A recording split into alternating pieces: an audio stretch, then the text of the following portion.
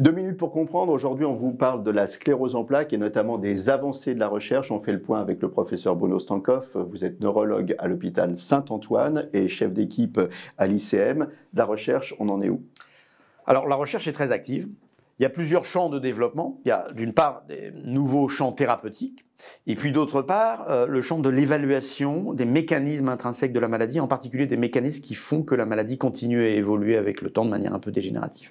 Alors sur les traitements, on a beaucoup avancé sur les traitements qui ciblent l'inflammation.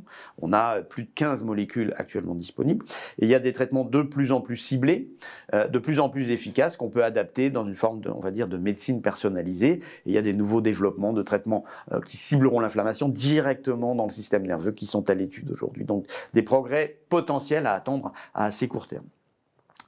Dans les perspectives à plus moyen terme, les stratégies de réparation.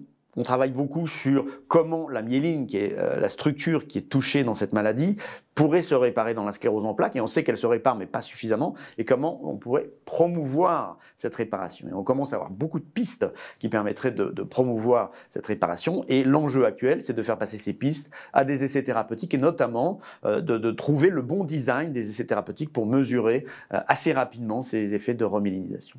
Troisième piste, protéger les neurones, les cibles de neuroprotection. Et ça implique aussi de développer des méthodes d'évaluation des mécanismes de neurodégénérescence. Et on a beaucoup de travaux en cours sur des méthodes d'imagerie avancée qui ciblent certaines composantes inflammatoires directement dans le système nerveux qui pourraient être responsables de la dégénérescence ou la souffrance métabolique du cerveau, etc. Et on commence à arriver à disséquer par imagerie ces mécanismes, notamment des techniques d'imagerie moléculaire. Et ça va nous permettre de développer des essais de neuroprotection ciblés qui permettront de réduire la composante neurodégénérative de la maladie qui est un peu le grand enjeu pour l'avenir des patients. Voilà, la recherche avance et ça, c'est une bonne chose. Nos émissions vous plaisent, alors aidez-nous à faire grandir la chaîne. Pour parler santé au plus grand nombre, partagez, likez, abonnez-vous.